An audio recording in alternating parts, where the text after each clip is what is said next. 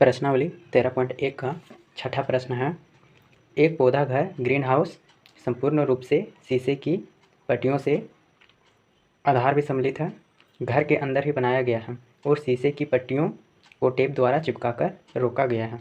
यह पौधा घर 30 सेंटीमीटर लंबा, 25 सेंटीमीटर चौड़ा और 25 सेंटीमीटर ऊंचा है। इसमें पहला प्रश्न है, इसमें प्रयुक्त शीशे की पट्टियों का क्षेत्रफल क्या है। दूसरा, सभी 12 किनारों के लिए कितने टेप की आवश्यकता है। इस प्रश्न में दिया हुआ है कि एक पौधा घर है जिसका लंबाई चौड़ाई ऊंचाई इतना है और यह पौधा घर जो है वो शीशा से बनाया गया है और इस शीशा को की पट्टियों को टेप द्वारा चिपका कर रोका गया है।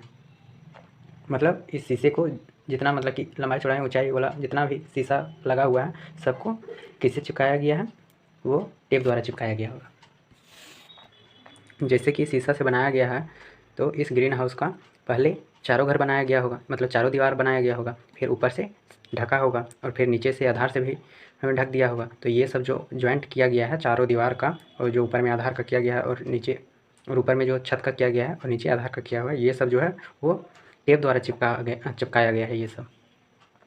अब यहाँ पे पहला प्रश्न है कि इसमें कितना शीशा की पट्टी का मतलब कि इसमें जितना शीशा यूज हुआ है, जितना प्रयोग हुआ है उसका क्षेत्रफल निकालना है। और दूसरा में हमको 12 किनारों के लिए कितना टेप की आवश्यकता है वो निकालना है। जैसे टेप का प्रयोग केवल साइड में किया गया है, बीच में नहीं किया गया, क्योंकि साइड में ही चिपकाना है हमको सभी शीशा को। एक शीशा को दूसरे शीशा से चिपकाना है तो साइड में ही चिपकाएंगे, साइड में ही टेप देंगे, बीच में देने का ज़रूरत नहीं है। इसलिए यहाँ पे लिखा है कि सभी 12 किनारों के लिए कितने टेप की आवश्यकता है। पहला प्रश्न में प्रयुक्त शीशे की पट्टियों का क्षेत्रफल पूछा है, मतलब कि हमको घनाभ का कुल पृष्ठीय क्षेत्रफल निकालना है। वही चीज़ सॉल्व करते समय हम लिखेंगे लंबाई L लिखेंगे, चौड़ाई जो दिया है उसको लिखेंगे, ऊंचाई जो दिया है उसको लिख लेंगे। अब जो है प्रयुक्त शीशे की पट्टियों का क्षेत्रफल इक्वल टू घनाभ का जो कुल पृष्ठीय क्षेत्रफल है उसका फॉर्मूला बैठा देंगे, जो कि होता है 2 × LB + BH + HL।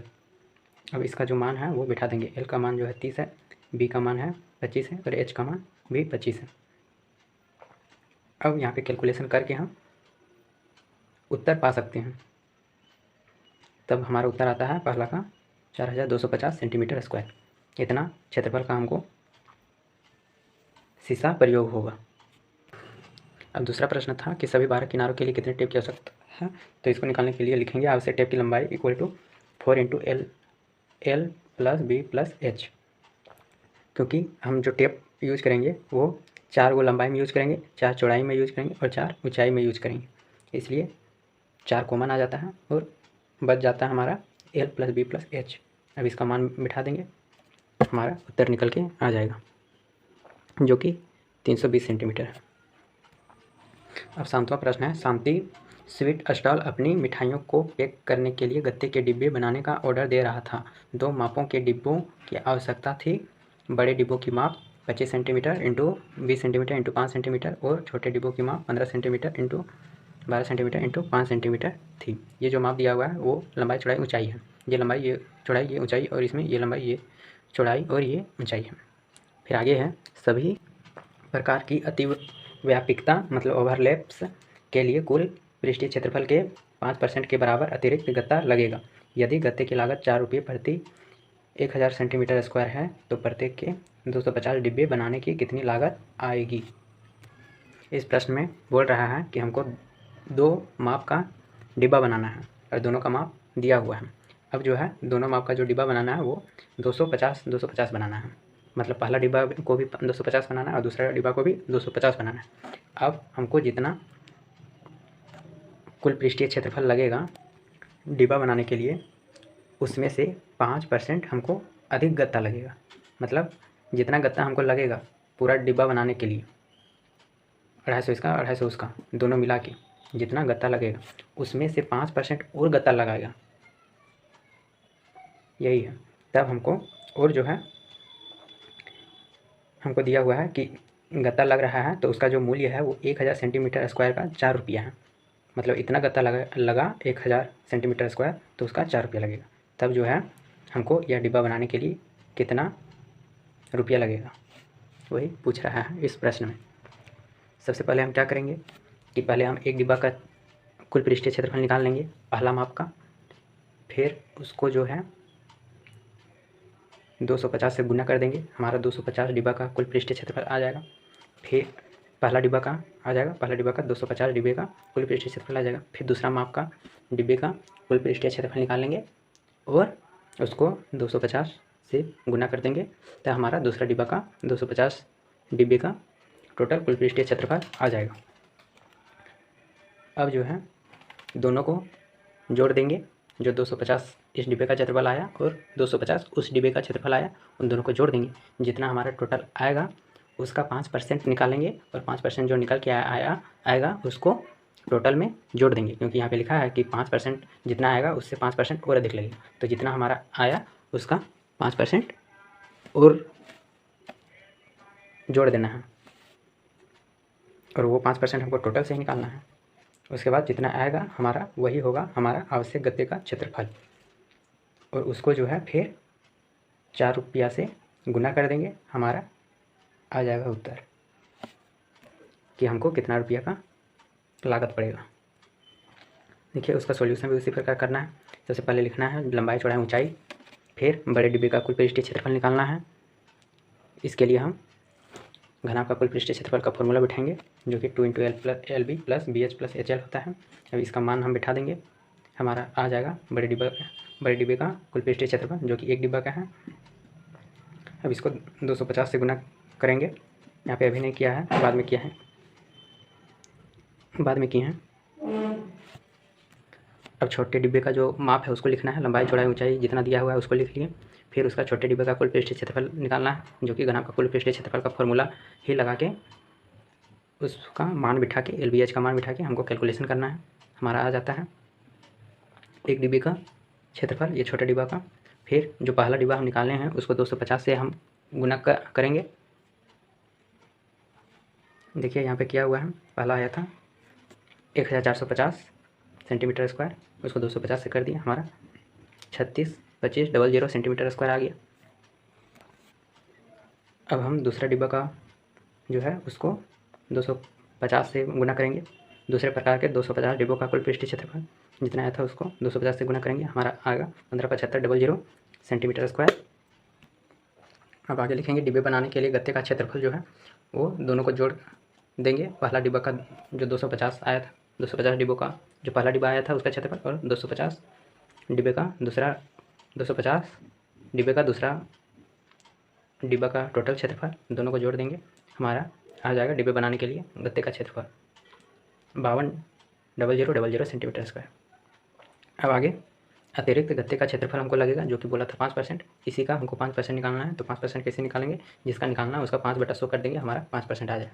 5% निकालना है तो 5/100 करेंगे, 10% निकालना है तो 10/100 करेंगे। अब यहाँ से हमारा आया 26000 सेंटीमीटर स्क्वायर। अब जो है लिखेंगे आवश्यक गत्ते का क्षेत्रफल। आवश्यक गत्ता हमको कितना बोला था, टोटल और उसका 5%। तो टोटल हमारा आया था 520000 और इसका आया 26000, दोनों को जोड़ देंगे, हमारा आवश्यक गत्ते का क्षेत्रफल आ जाएगा 546,000। अब हम गत्ते का मूल्य निकालेंगे, जो कि गत्ते का लागत है, वो जितना आया उसको 4/1000 से गुना कर देंगे। 3030 इधर से कट के उसको गुना कर देंगे, हमारा 2184 रुपया आंसर हो जाएगा। क्योंकि हमारा बोला था 4 रुपया कितना लगा था, 1000 सेंटीमीटर स्क्वायर का। अगर 1 सेंटीमीटर स्क्वायर का 4 रुपया लगता तो हम डायरेक्ट 4 से गुना कर देते, लेकिन 1000 का लग रहा है। इस प्रकार हम यहाँ पे कैलकुलेशन किए हैं 4/1000, क्योंकि 4 रुपया हमारा प्रति 1000 सेंटीमीटर पड़ रहा है। प्रति मतलब बटा हो गया, वही 4/1000। अब देखिए 8वां प्रश्न है, परवीन अपनी कार खड़ी करने के लिए एक संदूक के प्रकार के ढांचे जैसा एक अस्थायी स्थान तिरपाल की सहायता से बनाना चाहती है, जो कार के चारों ओर से और ऊपर से ढक ले। सामने वाला फलक लटका हुआ होगा जिसे घुमाकर ऊपर किया जा सकता है, यह मानते हुए कि सिलाई के समय लगा तिरपाल का अतिरिक्त कपड़ा नगण्य होगा। आधार विमाओं 4 मीटर, 3 मीटर और ऊंचाई 2.5 मीटर वाले इस ढांचे को बनाने के लिए कितने तिरपाल की आवश्यकता होगी। इस प्रश्न में दिया हुआ है कि परवीन जो है वह अपना कार को ढकने के लिए एक संदूक के ढांचे का तिरपाल से ढकना चाहता है और यह जो है वह बनाएगा, क्योंकि कार ढकने के लिए उसका अलग स्ट्रक्चर आता है जो कि कार को पूरा तरह से ढक लेता है, लेकिन यह अपने से खुद से बनाना चाहता है। इसीलिए प्रश्न में लिखा हुआ है कि संदूक के प्रकार से बनाना चाहता है तिरपाल की सहायता से, और उसका जो है लंबाई चौड़ाई ऊंचाई 4 मीटर 3 मीटर और 2.5 मीटर दिया हुआ है। और कार को ढकेगा मतलब कि एक साइड इसका खुला रहेगा तभी ढकेगा। अब हमको निकालना है कि कितना तिरपाल का आवश्यकता पड़ेगा, और लिखा हुआ है कि जो मतलब कि इसको बनाएगा मतलब सिल के बनाएगा, तो सिलने में जो कपड़ा अतिरिक्त लगेगा, जैसे कि सिलाई में दब जाता है, सिलने से में 2 चीज़ को सिलते हैं तो दब जाता है, तो वहाँ पे वो सबको नेगलेक्ट करके चलना है कि हमारा मतलब वहाँ पे कोई भी मतलब कि वेस्ट नहीं हो रहा है, अतिरिक्त कपड़ा नहीं लग रहा है। अब हम क्या करेंगे, इसका उत्तर हम इस प्रकार, इसका सॉल्यूशन इस प्रकार करेंगे। सबसे पहले लिख लेंगे लंबाई चौड़ाई ऊंचाई जो जो दिया हुआ है, उसके बाद घनाभ का हम वक्र पृष्ठीय क्षेत्रफल निकालेंगे, उसके बाद हम एक फर्श का क्षेत्रफल निकालेंगे। वक्र पृष्ठीय क्षेत्रफल तो यह चारों दीवार का जो होता है चारों ओर उसी का हो गया, वही चीज़ लिखा हुआ घनाभ का वक्र पृष्ठीय क्षेत्रफल equal to 2 into L plus B into H. अब यहाँ पे मान बिठा देना है, हमारा निकल के आएगा 35 मीटर स्क्वायर। अब यह चारों ओर का निकल गया। अब हमको और एक साइड का निकालना है जो कि ऊपर से है, मतलब जो तिरपाल का छत होगा जो ऊपर से ढकेगा, ये तो कार के चारों ओर से ढका और ऊपर से ढकेगा, नीचे से ढकने की जरूरत नहीं है। वही चीज़ लिखा हुआ है ऊपरी आधार का क्षेत्रफल equal to L into B, लंबाई चौड़ाई का जो दिया हुआ मान बिठा देंगे 4 इंटू 3 इक्वल टू 12 आ जाएगा। उसके बाद आवश्यक तिरपाल का क्षेत्रफल जो है हमारा कितना तिरपाल का आवश्यकता है वो उसको निकालने के लिए हम दोनों को जोड़ देंगे। जो हमारा ऊपर का क्षेत्रफल निकल के आया और जो चारों ओर का क्षेत्रफल निकल के आया वो दोनों को, उधर था 35 इधर है 12, दोनों को जोड़ दिया, हमारा 47 मीटर स्क्वायर उत्तर हो गया। अब प्रश्नावली 13.2 है, जब तक अन्यथा ना कहा जाए, सबसे शुरू में लिखा हुआ है जब तक अन्यथा ना कहा जाए पाई इक्वल टू 22/7 लिए, मतलब कि जहाँ पे पाई का वैल्यू नहीं दिया हो वहाँ पे 22/7 ही बिठाना है जब तक कि पाई का कोई दूसरा वैल्यू ना दिया हो। अब है पहला प्रश्न, ऊंचाई 14 सेंटीमीटर वाले एक लंबवृत्तीय बेलन का वक्र पृष्ठीय क्षेत्रफल 88 सेंटीमीटर स्क्वायर है, बेलन के आधार का व्यास ज्ञात कीजिए। प्रश्नावली 13.2 को सॉल्व करने से पहले आपको आपकी किताब में जो इस प्रश्नावली से पहले जो फॉर्मूला दिया हुआ है उसको याद रखना है, तभी ये प्रश्नावली बनेगा। इस प्रश्न में दिया हुआ है कि 14 सेंटीमीटर ऊंचाई वाला एक लंबवृत्तीय बेलन है जिसका वक्र पृष्ठीय क्षेत्रफल है वो 88 सेंटीमीटर है। अब हमको बेलन के आधार का व्यास ज्ञात करना है। व्यास ज्ञात करना है मतलब व्यास जो है वो त्रिज्या का 2 गुना होता है, मतलब हमको अगर त्रिज्या मालूम चल जाए तब हम उसको 2 से गुना करके हम व्यास निकाल सकते हैं। देखिए इसका सॉल्व करेंगे। सबसे पहले लिखेंगे बेलन की ऊंचाई h इक्वल टू 14 सेंटीमीटर, उसके बाद जो दिया हुआ है बेलन का वक्र पृष्ठीय क्षेत्रफल इक्वल टू 88 सेंटीमीटर स्क्वायर, और हम जानते हैं कि बेलन का वक्र पृष्ठीय क्षेत्रफल जो होता है वो 2πr/h होता है, जिसमें हमको दो की जगह कुछ नहीं, 2 की जगह 2 बैठाना है और पाई की जगह 22/7 बैठाना है, और r नहीं दिया हुआ है तो हम r निकाल लेंगे, और h दिया हुआ है और h की जगह जो दिया हुआ है उसको बिठा देना है और इक्वल टू 88 सेंटीमीटर कर देना है।